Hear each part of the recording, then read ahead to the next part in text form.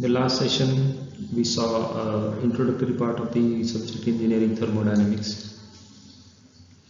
We went through syllabus, course outcomes, mapping up those course outcomes with the program outcomes, content and the textbooks that you are supposed to refer. One additional textbook I suggested to refer, that is quite good textbook.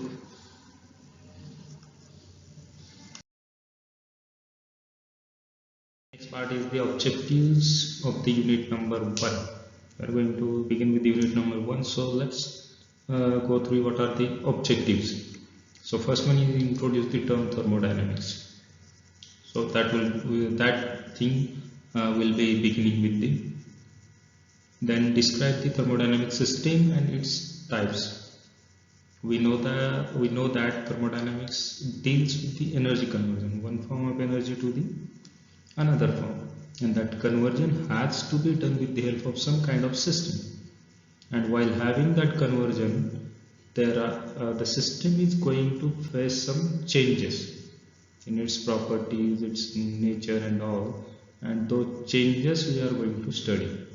So it will be study of system and its types also. What are the various types of systems that are going to involve in this conversion? The next, differentiating between the macroscopic and microscopic viewpoint. Those two are basically two different approaches studying the thermodynamics, or we can say methods or way of studying the thermodynamics. The one macroscopic means something we are going to study at gross levels, at large level in common one.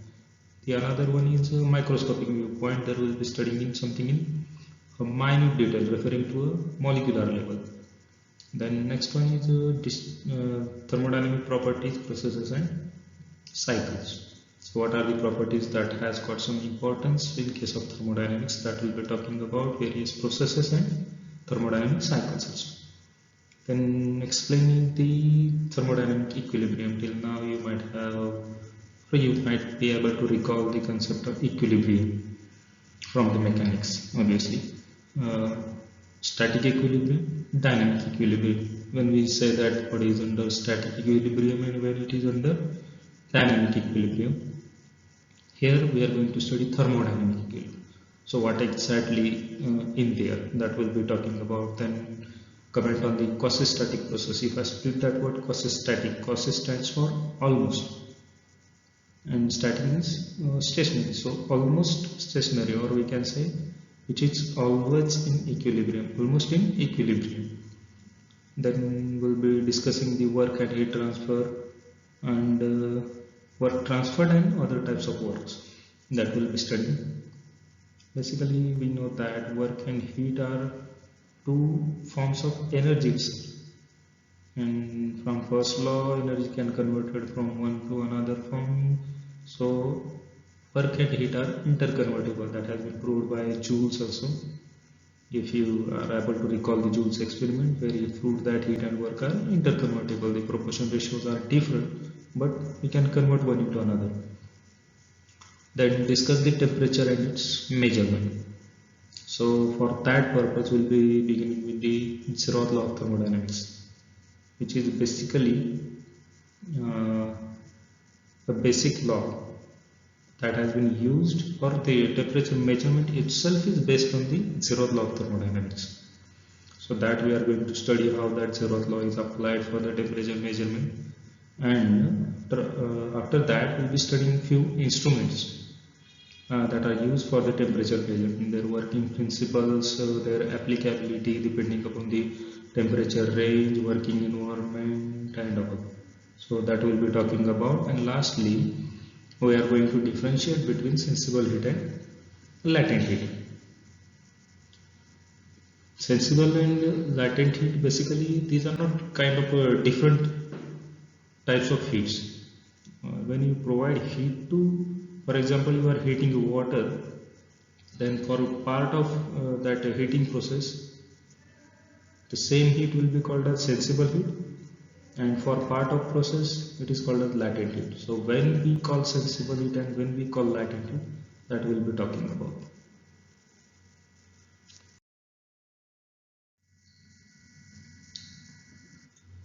Next, so thermodynamic and thermodynamic systems. So begin with the thermodynamics.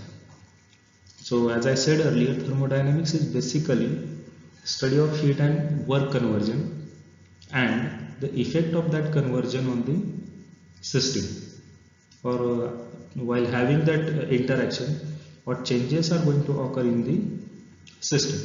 So that overall study of that changes in the system and that conversion of heat into work or work into heat or one form of energy into another form, that overall study is called as thermodynamics. So as I said, that conversion will be through a system. So what exactly system is? A system is nothing but a region or area which has been considered for the study.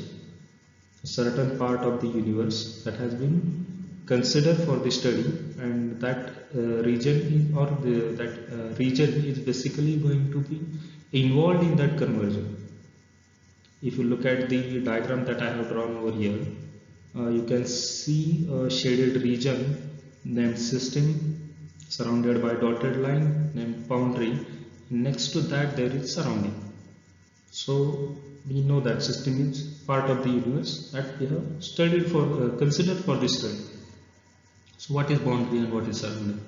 Now if I consider a system as it is a part of universe, if I'm studying that system, till what extent should I study the system, or what extent should be the spread of that system, that I need to limit somewhere to reduce the complexity, to reduce the unnecessary difficulties that are going to be involved if I extend the system boundaries to a large extent.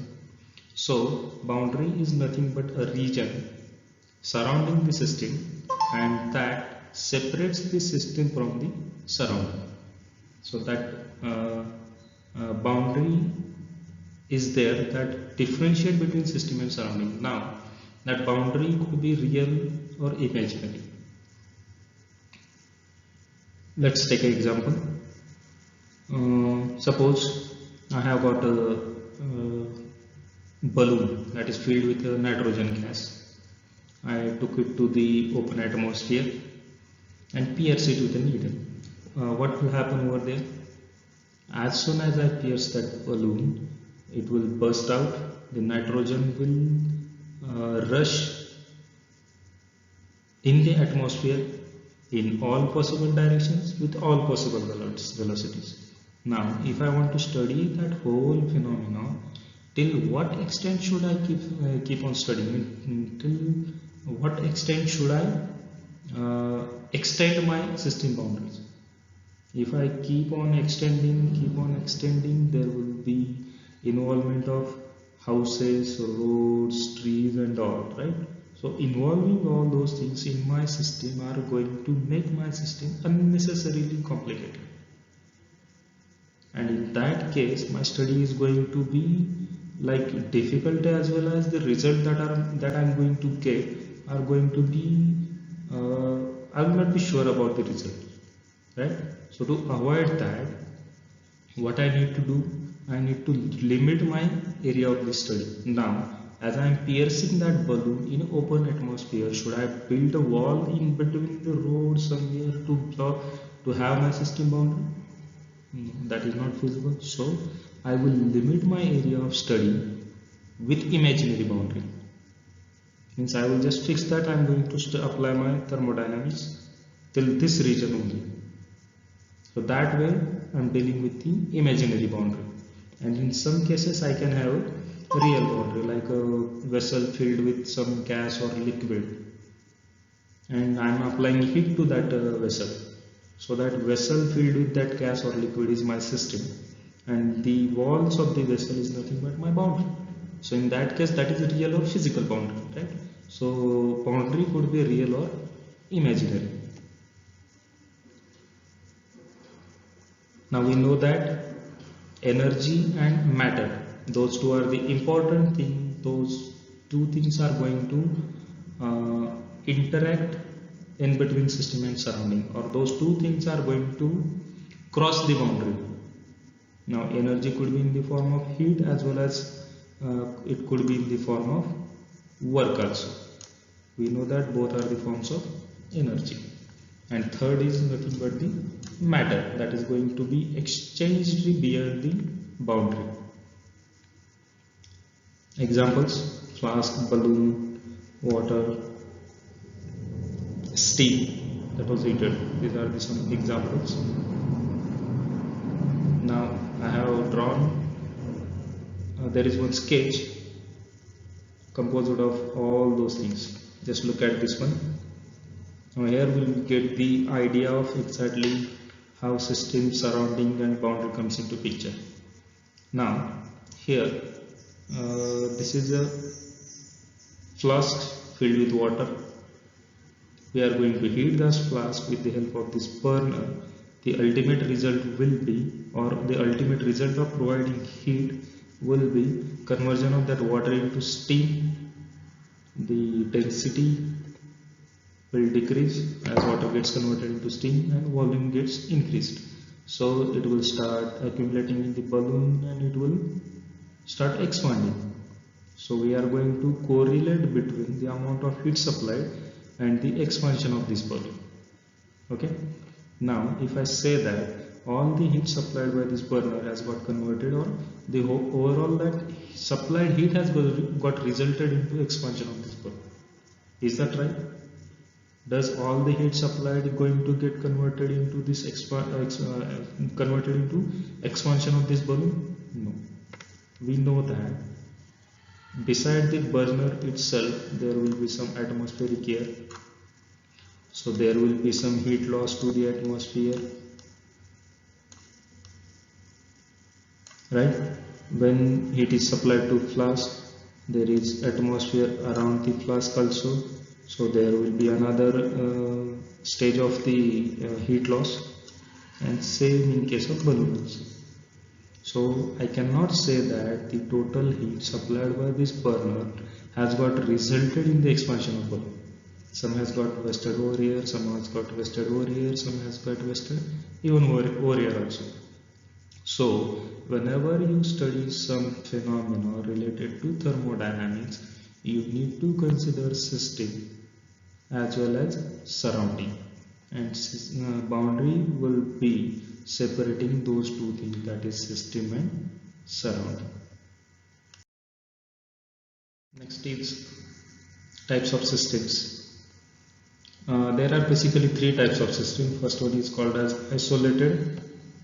The example is this flask containing hot or cold liquid, that it be tea or cold water also. Next system is closed system.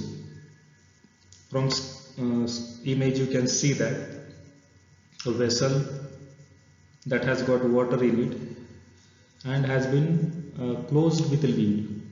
That is example of closed system. And next one is open system. If I remove that lid of that vessel, it will become an open system. Now how the scenarios are going to change in case of isolated, closed and open system. So let's begin with that isolated system. In this sketch you can see that I haven't shown any interaction between system and surrounding. Like here interaction is of heat, like here there is interaction of matter and heat both. So in case of isolated system, we know that in a flask, if I close that, if I pour some liquid in the flask and close the vessel, the temperature of that liquid is going to remain same for a longer duration, like for 16 hours, 18 hours or even 24 hours depending upon the quality of the vessel, right? So for that duration, energy cannot enter the system, energy cannot leave the system. Means we cannot increase the temperature of that liquid, or even we cannot decrease the temperature of liquid. The temperature is remain going to same. Similarly, as long as that lid is closed, we cannot take out the liquid, we cannot add the liquid. So in case of isolated system, energy and matter both are not going to cross the system boundary, or there is not going to be exchange of either matter or heat. In case of closed system, a vessel kept on gas stove, something like that, filled with water and closed with a lid that is being heated. Now we can add heat to the system, and once that vessel has got heated, the heat is going to be uh, transferred to the atmosphere next to the vessel.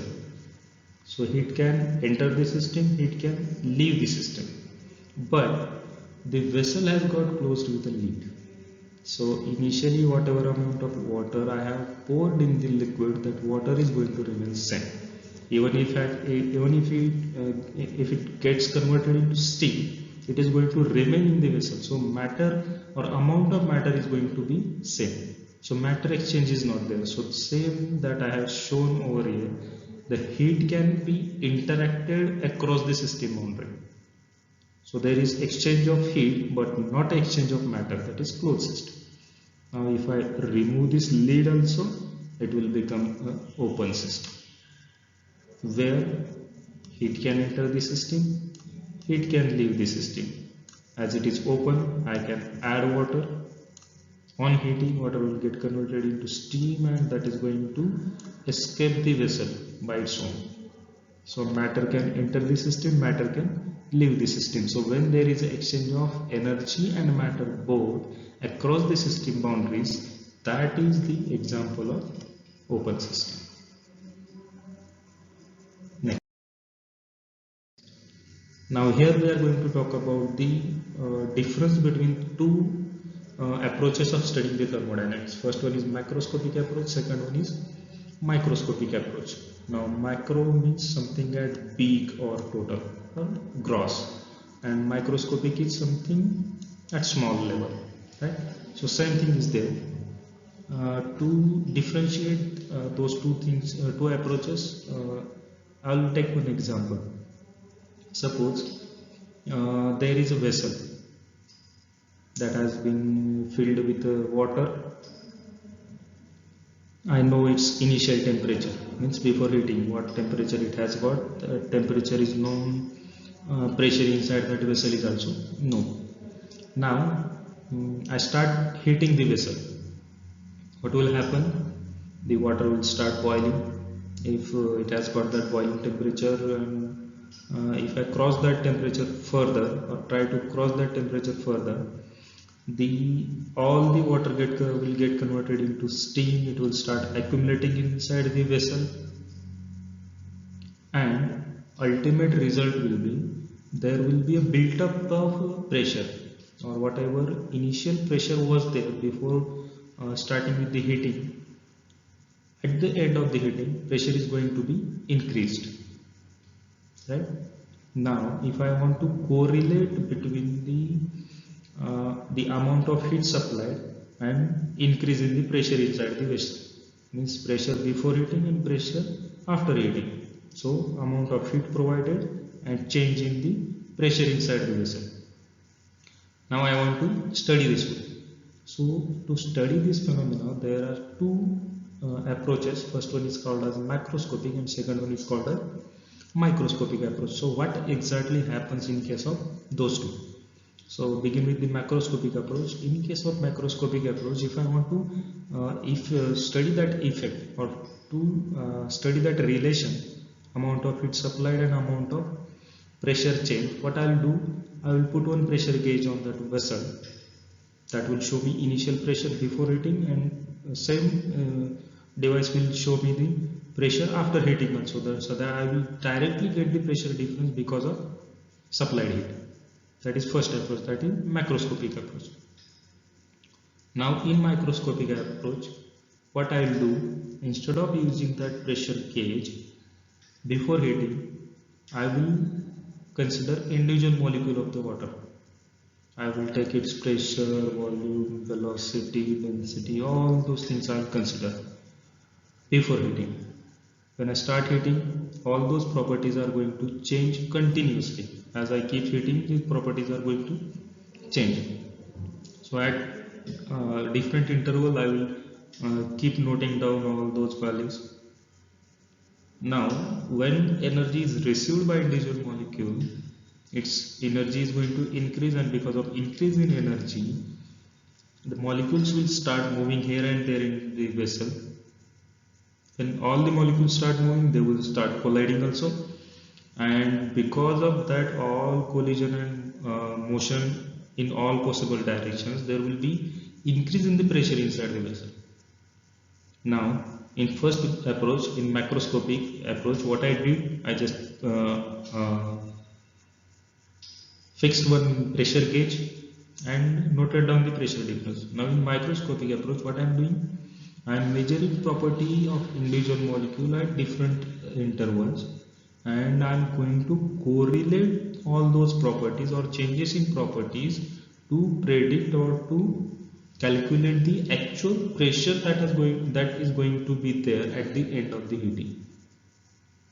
Now the first approach, where I was simply fixing a pressure gauge and measuring the temperature difference, that approach is called as macroscopic approach, where I was simply considering the overall effect. The change in pressure or change in temperature is overall effect of the heating. I am not considering the events occurring at the molecular level. Do I considering? No, I am just considering the overall effect.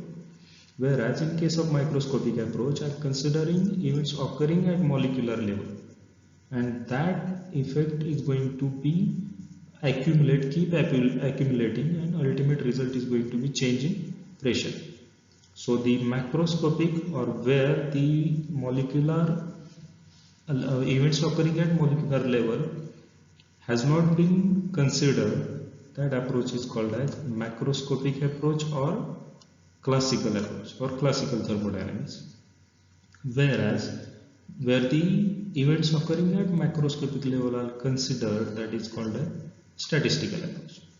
Now we can easily get that if I am dealing with macroscopic approach, the analysis of this system requires simple mathematical formulas, because if that pressure gauge shows pressure in case of bar, in case of mm of Hg, or in case of atmospheric pressure, or in terms of Pascal, to convert that one unit into another, I just may need one or two relations, right, to have that conversion from one form of unit to another one.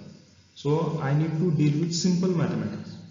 But in case of microscopic approach, I need to deal with more than one property of the molecule at one instant, add them to another instant, keep on adding. I need to correlate all those properties. So I have to deal with advanced statistical and mathematical methods, because simple mathematics will not help me in that case. So in macroscopic approach, the properties required to describe system are very less. Just like in mentioned example, I want to study the pressure change. So I just have to deal with the amount of heat supplied and pressure change. If I want to measure the temperature, instead of pressure gauge, I will put the thermometer and will measure the temperature change. So I have to deal with very less number of properties. But in case of microscopic approaches, I need to deal with a large number of properties. Or compared to macroscopic, more number of properties has to be considered in case of microscopic approach. And ultimately I can say that macroscopic approach is quite simple one, whereas microscopic approach is quite complicated. That I can say easy, right?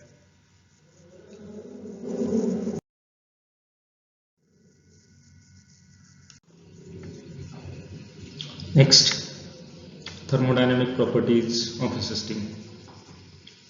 As I said earlier, in case of thermodynamics, there are certain properties that comes into picture while studying any kind of system. I will just enlist those properties over here, and then we'll look at those properties in detail in upcoming slides. So those properties are like temperature, pressure, volume and specific volume, mass and weight, density, specific gravity, humidity.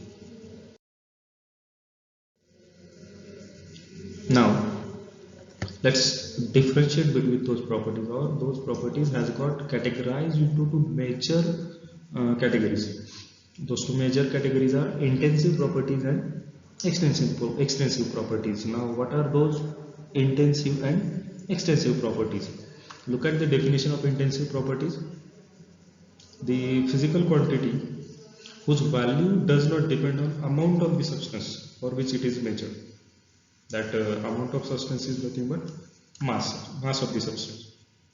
So if property is independent of the mass, then that is called as intensive property.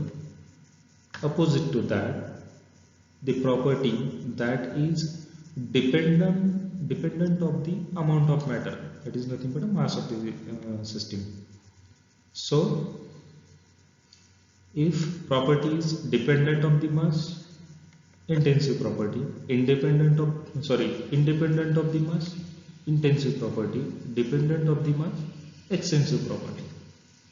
Now to take an example, there is a cup of tea which has got exactly half filled. There is another cup that is also half filled. Both the cups has got a tea at a temperature 80 degrees Celsius. Both have same temperature. Now if I pour one cup into another, now the another cup has got completely filled, another one is empty. Now forget about that empty cup, look at the cup that has got completely filled. Initially its temperature was 80 degrees Celsius. I poured another tea that has got 80 degrees Celsius temperature.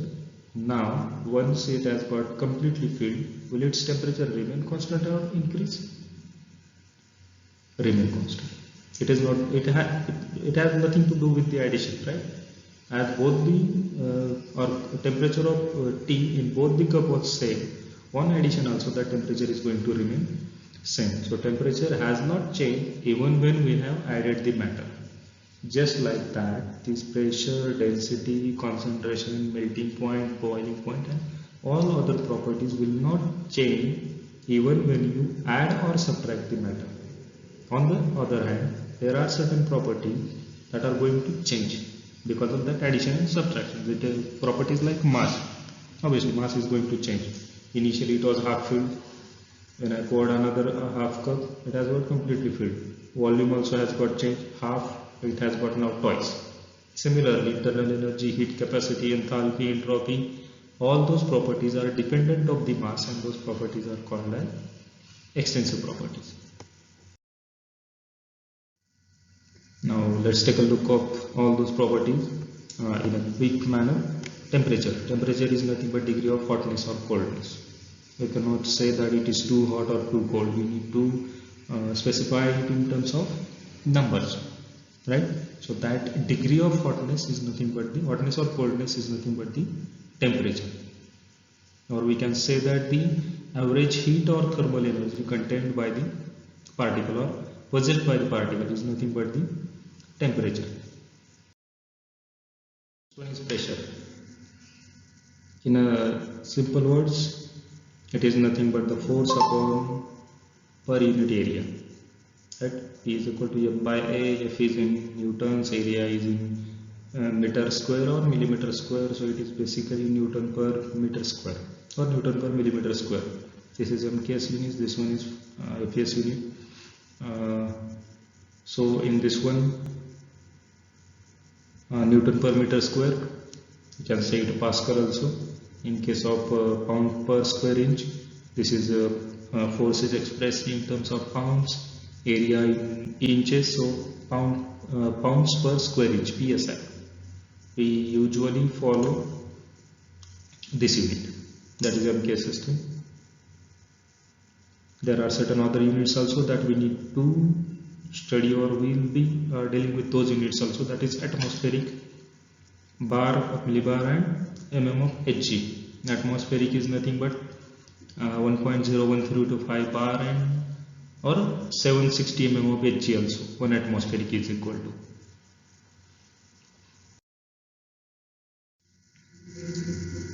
Pressure measurement. Now here there are 3 levels of the pressure. First one is absolute zero, Second, atmospheric pressure, that is pressure all around us. Now suppose if I have measured pressure with some pressure measuring device and I have got the pressure above the atmosphere. That pressure is called as gauge pressure. And in another case, when I measured pressure, I got the pressure below atmosphere, that is called as negative gauge pressure or vacuum pressure also. Now, how to convert this positive or negative gauge pressure into absolute pressure? Absolute pressure is pressure related to absolute zero, right? So if I want to convert this positive gauge pressure, what I need to do? I have got this much value, right? I need to add this much. If I add those two, I will get the P absolute, that is absolute pressure. So absolute pressure is equal to gauge pressure that I have measured with that instrument that is above the atmospheric pressure plus atmospheric pressure itself. Because that atmospheric pressure has got some value that is not zero, right? This is 1.0135 bar or some system of H or 1 atmosphere. So when I add those two, I will get the absolute pressure. Similarly, this negative pressure also could be converted into absolute pressure. In that case, I need to subtract the measured pressure, that is negative gauge pressure or vacuum pressure, from the atmospheric pressure. Means if I subtract this one from this total pressure, I will get this value. Right? That way we can convert the measured pressure into absolute pressure. Next one.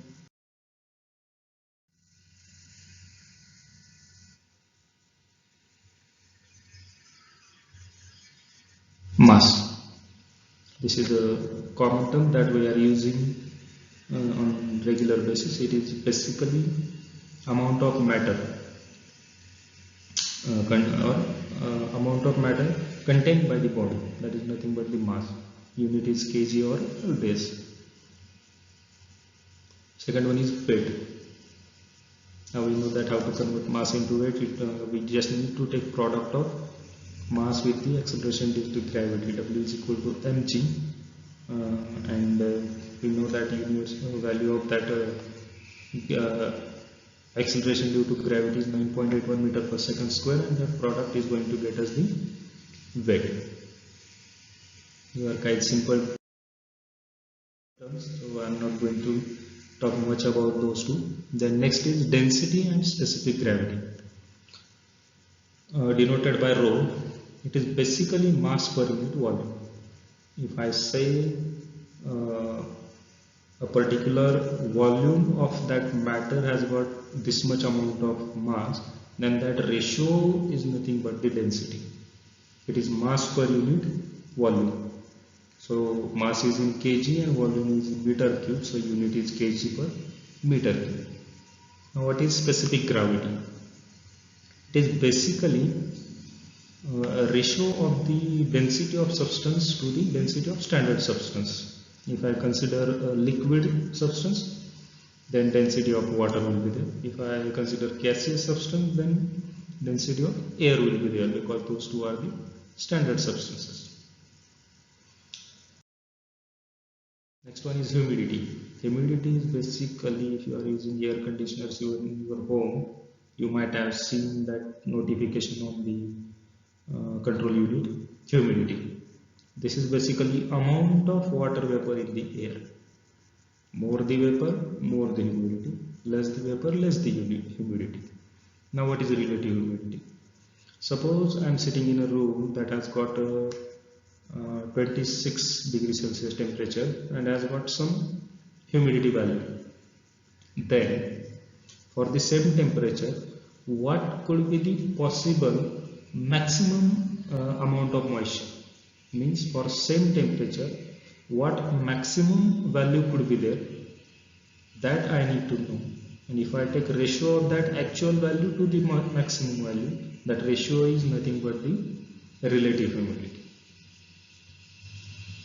There is an interesting relation between the temperature and humidity. as the temperature decreases, the amount of moisture in the air doesn't change. Means suppose this is a room that has got filled with air, and if I increase its temperature, when I increase the temperature, the moisture content in the air is not going to change. Moisture is going to remain there as it is. As I have closed all the windows and all, the moisture is going to remain same, but still its humidity goes up. Why? Humidity then has to be remain same, but humidity goes up. Why? Since the maximum amount of moisture that cooler air can hold is smaller. So when temperature increases, same air can hold more amount of moisture, so that humidity will go on increasing.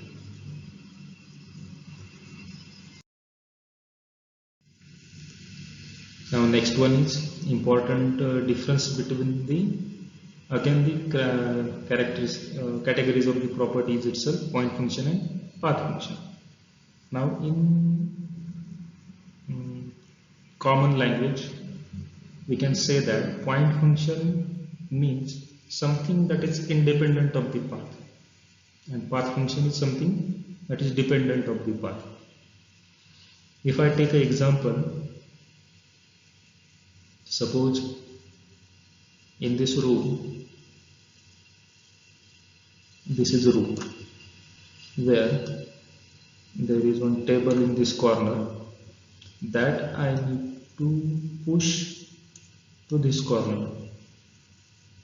So in first attempt, I pushed it along the diagonal and I measured the work involved W1. And in second time, what I did, I pushed it to this corner first, and from this corner all the way to this corner. And for that one, suppose work involvement is W2. Now if I differentiate between W1 and W2, I can easily predict that W2 is going to be more than W1. Whereas the ultimate effect is the table that I have pushed from this corner to this corner. But still, the path is going to decide the amount of work done involved. Right? On the other hand, if there is a system or even that table itself, if it has got temperature T1, okay, and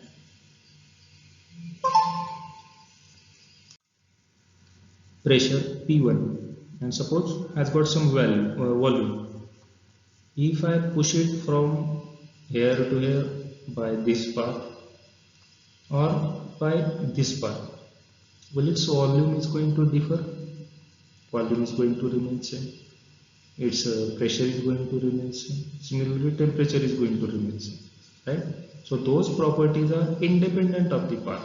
Whichever path I follow, those properties are not going to change. Right? So the properties dependent of the path are path function, and independent of the path are point function. Examples: pressure, temperature, volume, and path function are heat and work. Now in scientific language, these definitions are like, when two properties locate on a point on a graph, then those properties are called as point function.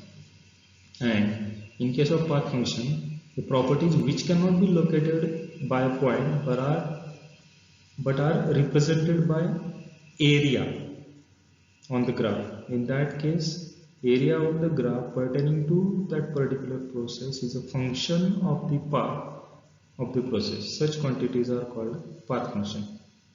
I'll try to make it simple. Now suppose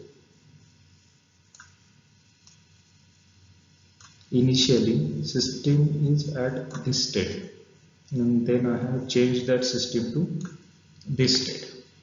Okay. Now if this change has been taken place by this path, second time by this path, or by this path, the end result are same. I am changing from state 1 to state 2, but first case I have followed this path, second case I have followed this path, and third case I have followed this path. Now those properties that are not going to be dependent on those three paths, those properties are pressure, temperature and volume. So I can represent them as a point. It doesn't matter I am following that change or change of state through this path or this path. Whereas in case of path function, the properties are represented as area on the graph. So if I measure the area for this path, area is this much, so minimum area, right?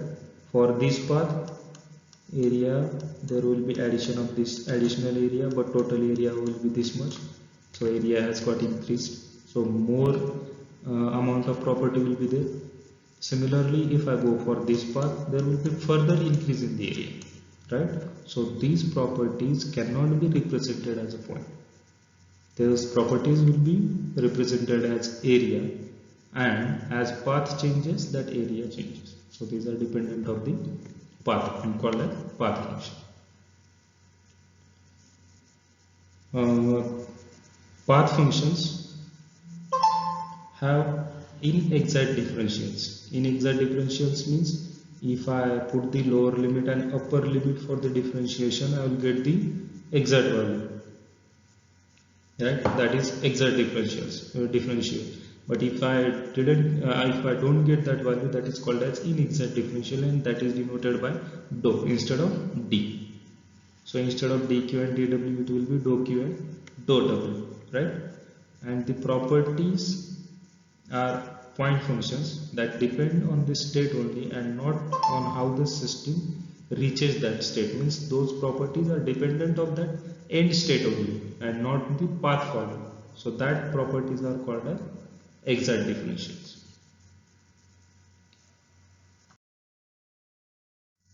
Okay, we are going to stop here for the today's session. We will begin with the thermodynamic equilibrium in the upcoming session.